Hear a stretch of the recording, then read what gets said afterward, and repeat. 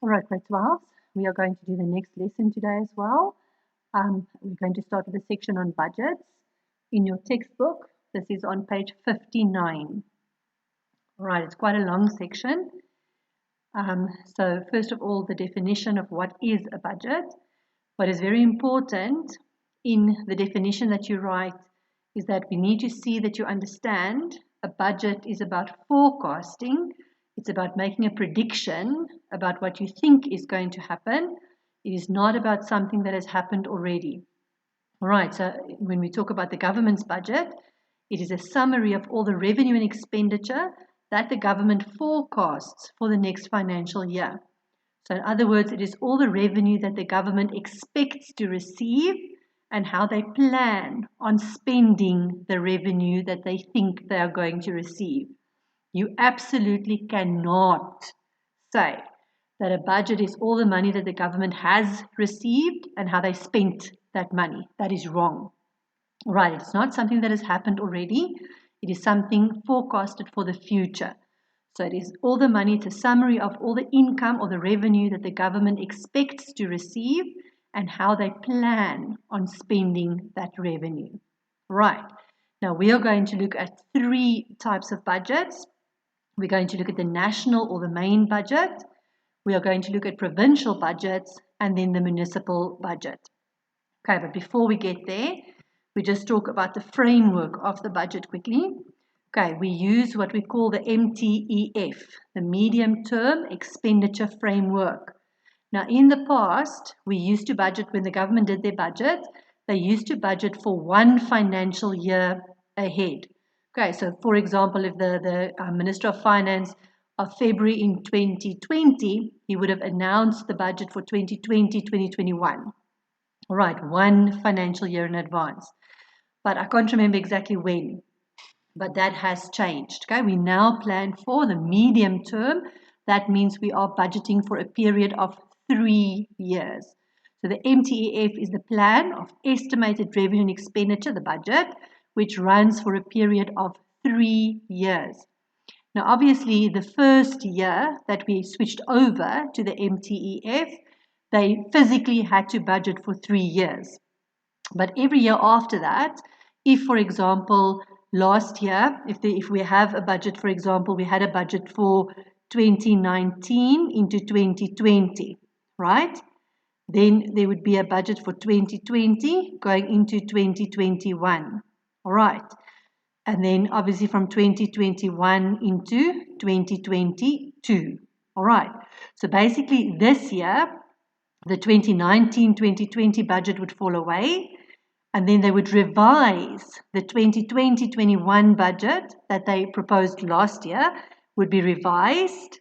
They would revise 2021 and 2022, and then they would add the next year, okay, 2022 into 2023.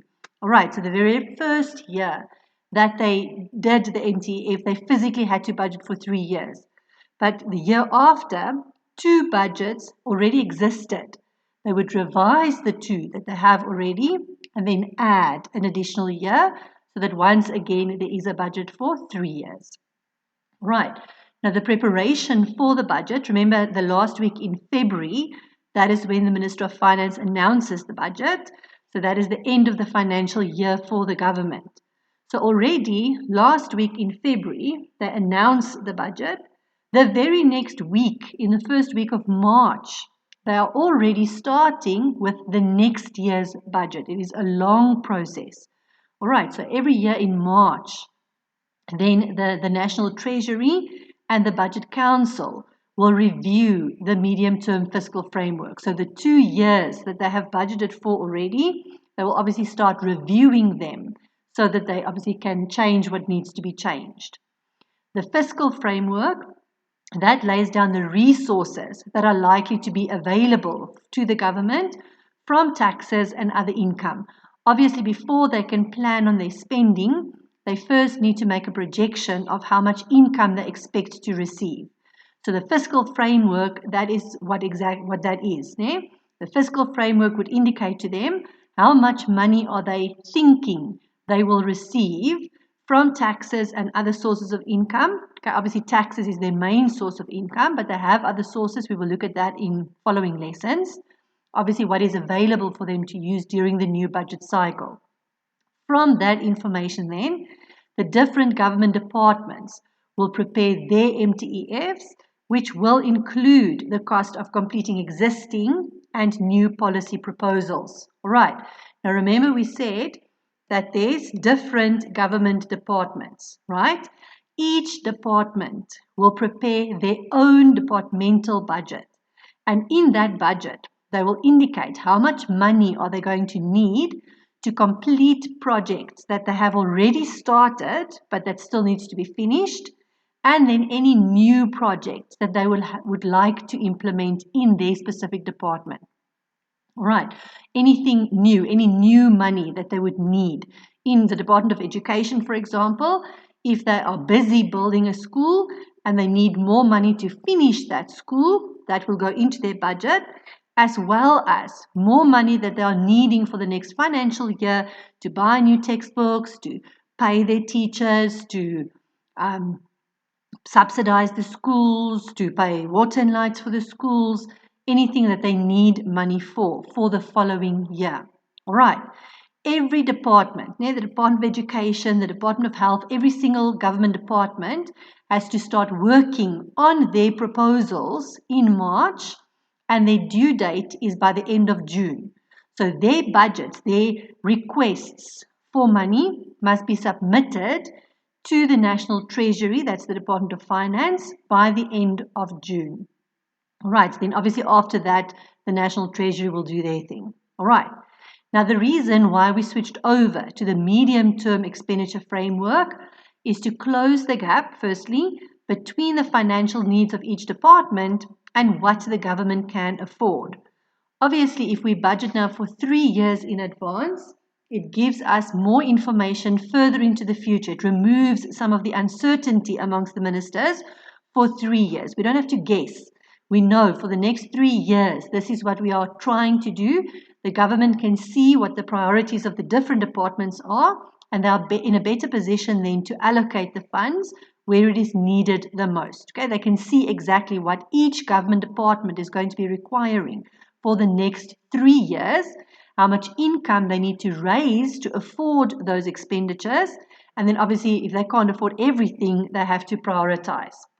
All right, but it removes the uncertainty amongst the ministers for the next 3 years, because we know for the next 3 years, this is the situation, and it's not going, minor changes. There's not going to be major changes. All right.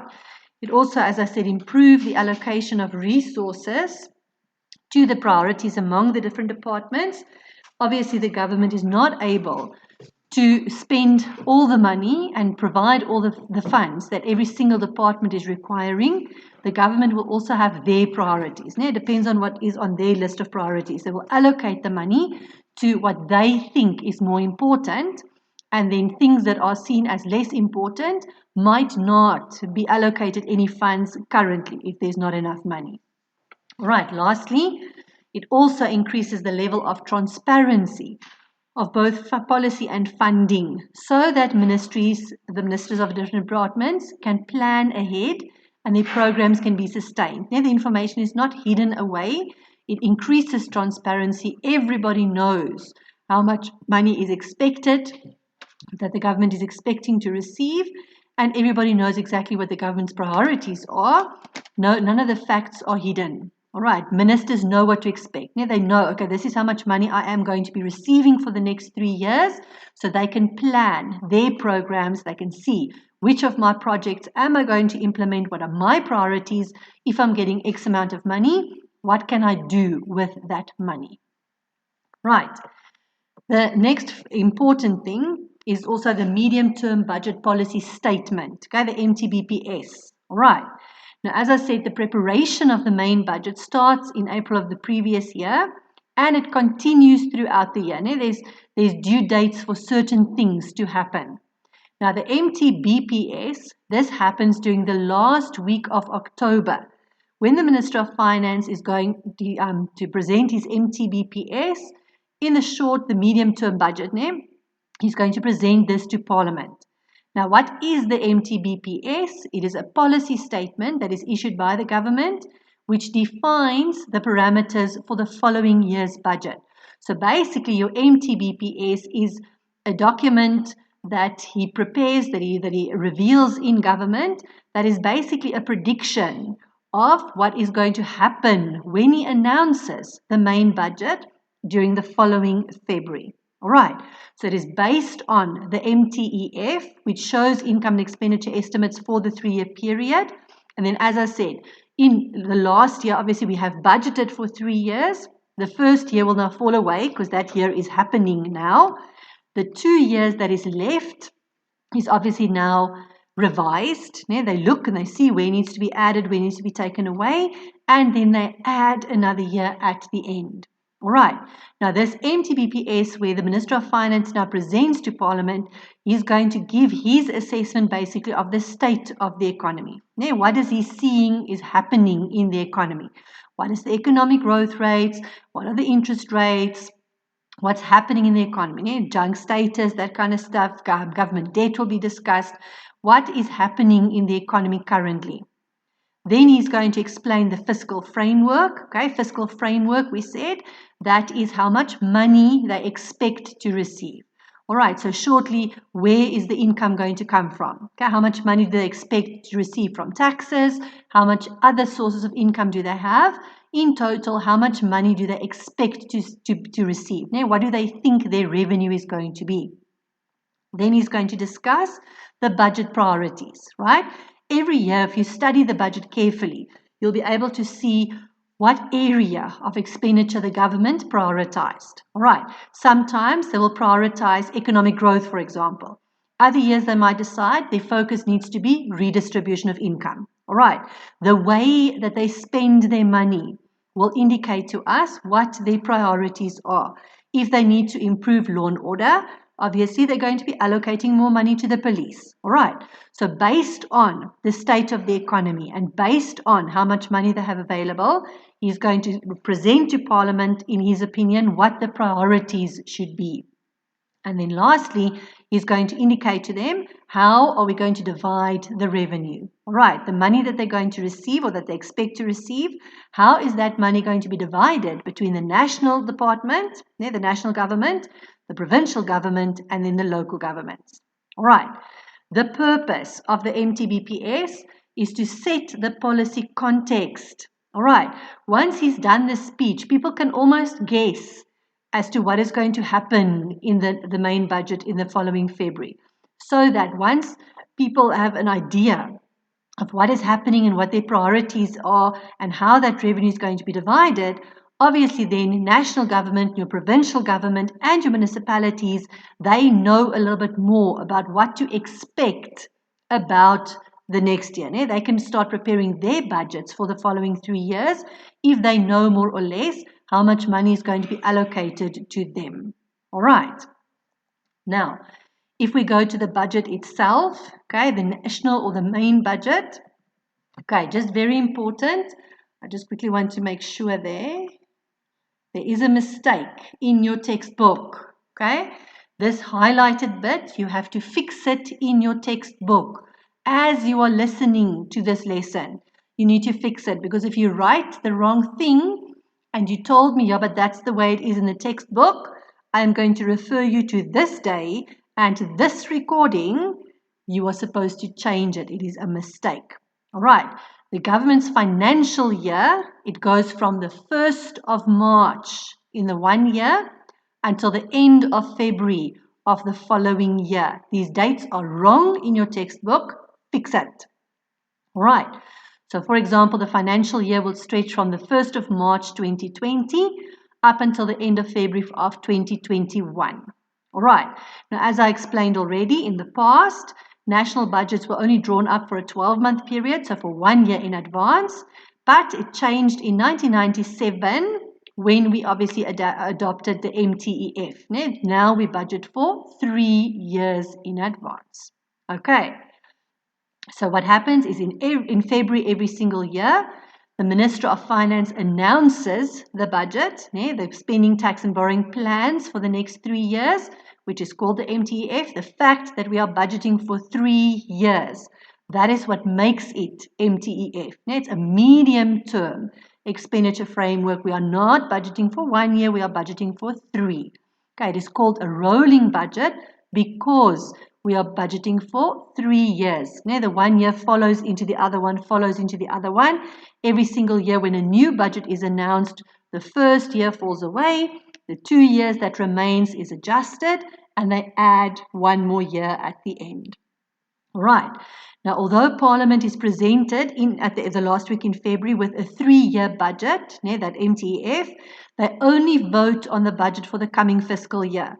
So the Minister of Finance will present his budget for 3 years in advance, but the only budget that is officially approved by Parliament is the budget for the very following financial year. All right, then we've also already discussed also the MTBPS that is presented in October to advise of any changes when the February budget was presented. Okay, so obviously anything can happen. Clearly, in our country this year, the MTBPS in October is going to be very interesting because when the budget speech was made at the end of Feb, that was before all of this coronavirus nonsense. All right, the government has made a lot of extra financing available that was not budgeted for in the main budget that was presented in February. So obviously in October, this MTBPS of this year is going to be very interesting. They're going to have to talk lots about all the changes that they have made since the February budget was presented. All right, so when the Minister of Finance announces his budget in Parliament, he will obviously present his budget in consultation with the Cabinet. Obviously, Cabinet, any person in Parliament has the right to ask questions on his presentation. And then obviously it has to be voted yes or no. I haven't heard ever that they voted no. All right. But when they finalize the budget, when they discuss now this budget in Parliament, they look at financial considerations. How much money do they have? Is the spending priorities correct?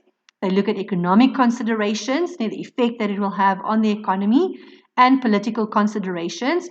For example, is it going to reach their goal of redistribution? Right, in the national budget then, the Minister of Finance will be describing how money will be raised. So he's going to have a section where he explains where the money is going to come from. So in other words, what is happening in terms of taxes. Okay, what is going to happen with income tax? What is going to happen with VAT? What is going to happen with all the excise duties, right?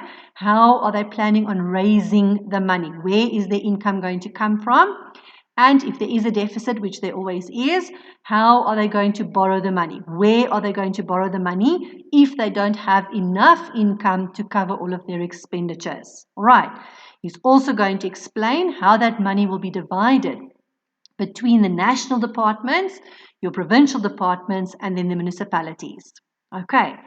If you look at the layout of the budget, there's 3 accounts, if you want to call it that.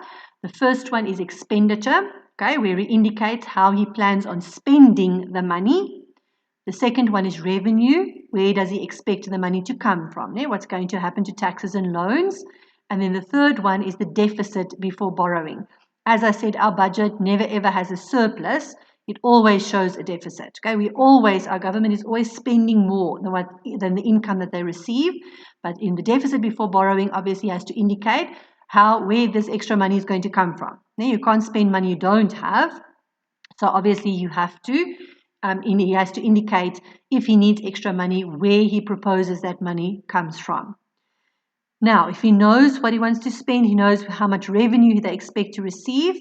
Before that revenue is divided between national, provincial, and the local departments, he deducts what they call a top slice. Okay. What is the top slice? That is a certain portion of the total revenue that is already committed. Okay, now as I said, every single year our government does have a deficit. So that means that last year they had a deficit and they had to borrow money to cover that deficit. The year before they had a deficit and they had to borrow money to cover that deficit. 10 years ago we had a deficit and they had to borrow money to cover that deficit. And remember, when we borrow money, it has to be repaid. All right. So because of the huge size of the public debt of the government in South Africa, once they have received their revenue, if they know how much revenue they are receiving, before they dish out all the money to the different departments, they take out the top slice. And the top slice is, for example, a certain amount that they're going to use to repay the public debt. So all that money that they have borrowed in previous years that has to be repaid, they take out a portion of the total revenue first so that they can settle some of the historic public debt before they start spending the money. All right, after they've taken out the top slice, then they're going to indicate how this money will now go, how this money is going to be divided between national departments, provincial departments, and then the municipalities. Okay, now when they dish out the money, when they spend the money, when they provide the money to the provinces and the local authorities, your municipalities, they will receive their income in two forms. First form, it's called the equitable share.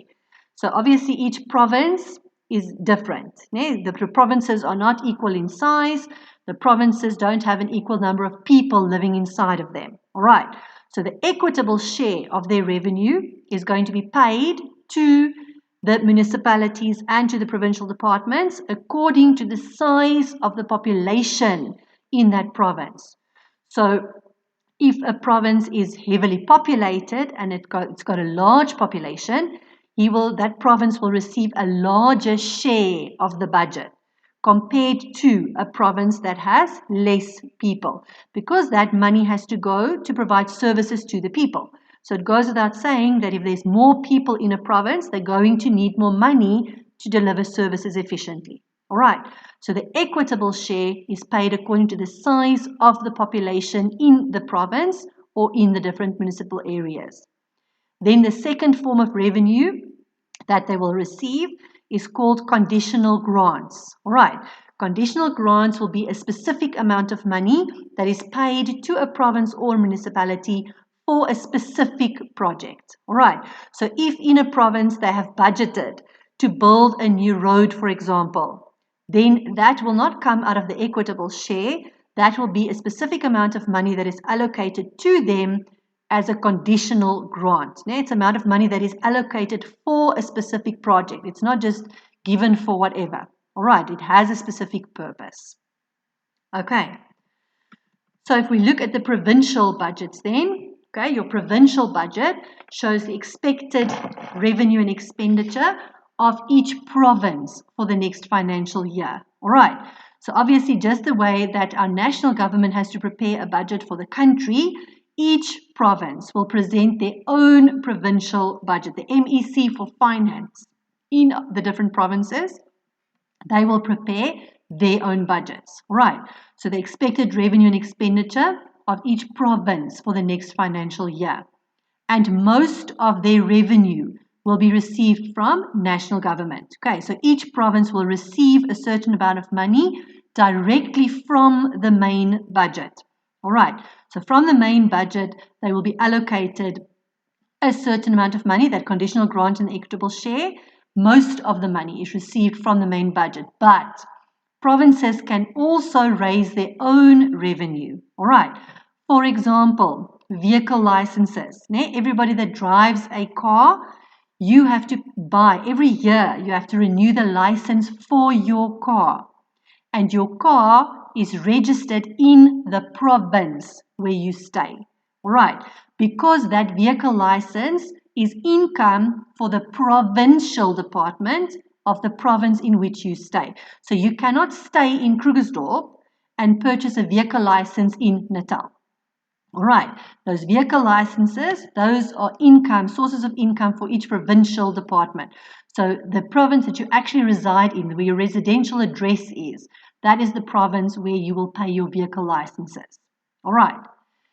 Provincial governments, obviously, they can carry out the legislation, the policies and the plans of national government. They have to. Okay. Whatever national government decides, provincial government cannot go against anything that national has decided on. All right. So provincial budgets are basically calculated from the main budget All right, they obviously cannot finalize their provincial budget until the main budget has been presented in Parliament in February. All right, so your provincial budgets are finalized a few weeks after the main budget. All right, so your provincial budgets will go out in March. All right, end of March. All right. Now, as I said, your provincial allocation is done in the form of an equitable share and a conditional grant. In other words, the money that they receive out of the main budget will be calculated as an equitable share and conditional grants. But provincial governments must submit proposals to show how the money from those grants will be used. All right, those conditional grants, as I said, it is not just given summa just for summa. They have to have a specific project that they want to spend that money on. Okay, now how do they calculate the equitable share of each province? Right, it consists out of a basic share, an education share, the health share, social welfare share, institutional share, the economic output component, and then the poverty component. All right, so for each province, the basic share is derived from each province's share of the total population. All right, so in the main budget, there will be a certain amount that is going to be allocated for the basic share, and each province is going to get their share. So whatever their total population is. Now, how many people there is living in Gauteng will determine how big their basic share is going to be. All right, the education share, they literally want to know how many school-going children is living in each province.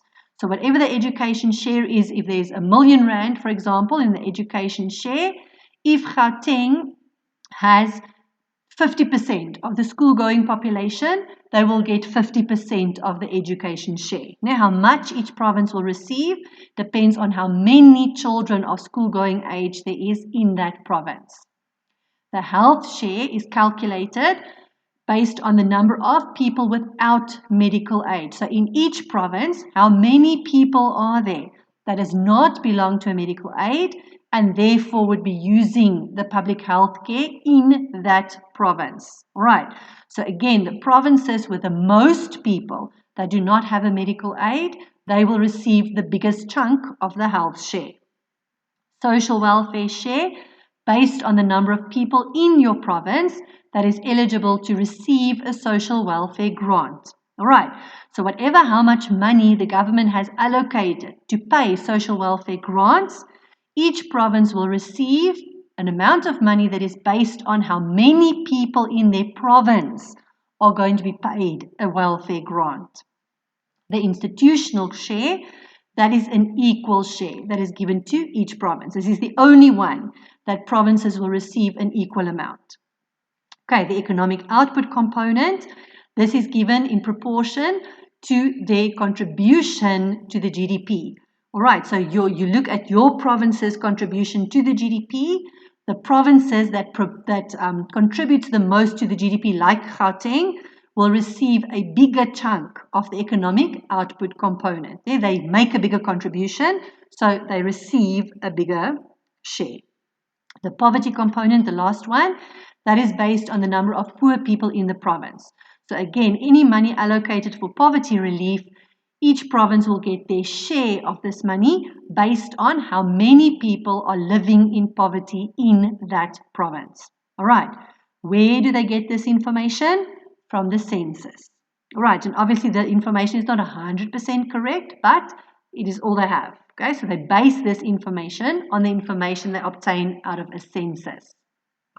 Right, the last thing for the provincial budget is the conditional grants. Okay, so as I said, the conditional grant is an amount they specifically budget for, where they put in a request to Treasury for something specific that they would like to do. Like, for example, promote spending on national priorities. For example, if the government prioritized education and they realize that there's a shortage of schools, provinces can be allocated a certain amount of money so that they can build schools. But that money will then be allocated specifically for the purpose of building a school. They are not allowed to do anything else with that money. All right, also they can compensate provinces for providing services that extend beyond provincial boundaries. So if in a province they provide a service that is not inside of their province, it extends across the borders to a different province, they can also use a conditional grant for that. Or, as I mentioned earlier, the infrastructure. If they want to build a road, or if they have to upgrade harbours or anything like that, any infrastructure that they plan on expanding or maintaining. All right. Right, then the last budget we are going to look at is the municipal budget. All right. Now, very important that you understand the way that it works is even your municipality receive their funds straight from the budget. It does not work that the money goes from national government to provincial and provincial must now give to municipal. It doesn't work like that. National government, out of the main budget, they allocate money to the provincial departments, and also from the main budget, the national government will provide money straight to the municipal budget. It doesn't go via the provincial departments. Then money is going to go missing. All right. So municipalities also receive their funds straight from the main budget, and they also get their money in the form of a conditional grant or an equitable share. All right. How does the municipalities' equitable shares work? Obviously, their functions are different. They do different things than provincial departments. Your municipalities are there for service delivery. All right. So they will get their equitable share in terms of basic services. That is money that is allocated based on how many people live in the municipal area. And the money that they get for basic services is going to be used for the provision of services. Water, sanitation, electricity, refuse removal, basic services that municipalities deliver to the people in their municipal areas. Right. Then they get a share of the money for development needs, okay, things like street lighting, and here, previously deprived areas are advantaged. All right, so your municipal areas that has the bigger need for this, okay, it has lower levels of development. There are areas that don't have roads and street lights or whatever, they will get a larger share. All right, because your developed areas don't need as much. Theirs is only going to go for maintenance, right? Everybody has roads, everybody has lights already. So the areas that do not have these services, they will receive a larger chunk of this share. Same as the provincial departments, they also get an institutional share. Okay, that is there. Each municipality gets exactly the same amount there, and that is to cover the cost of administration, the running of the municipality. That is covered from the institutional needs. And then lastly, the equitable share is also the fiscal capacity that is to enable money that they give to the municipalities to enable them to help them to raise their own revenue. All right. So again, most of the municipalities' money will come from the main budget, but each municipality also has the ability to raise funds of their own. Things like property tax.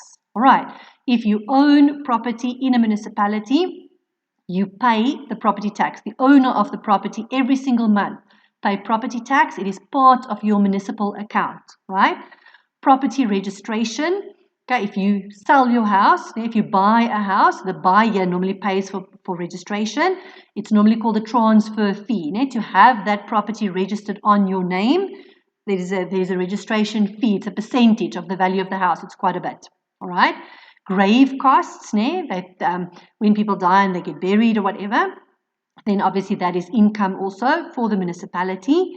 Traffic fines, again, some of you are driving already, and hopefully none of you have gotten fines yet, but it wouldn't surprise me if some of you have, okay?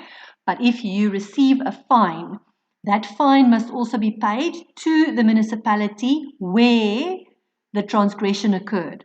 So if you are caught speeding in Durban, your traffic fine will be paid to the traffic department in Durban. You can't pay it to the traffic department in Krugersdorp, all right?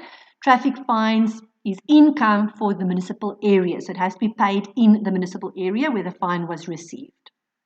Right, their conditional grants are for two purposes, two main purposes, same as with your provincial departments. It goes for infrastructure, okay, so any roads or water provision, if they have to extend, the water, the pipes to provide water to areas that don't have water, electricity to expand the electricity network, stormwater systems, poverty alleviation, public works programs, building roads, building bridges, sports and recreation facilities, any kind of infrastructure.